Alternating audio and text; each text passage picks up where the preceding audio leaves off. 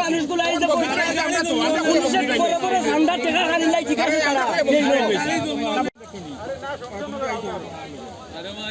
এই যে একটা দেশ এরা তো সরকারের মধ্যে খানো খাবে মানুষগুলো ঠান্ডা টেকা খালি লাগছে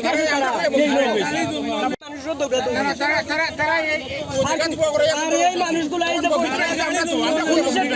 ঠান্ডা টেকা খালি লাগছে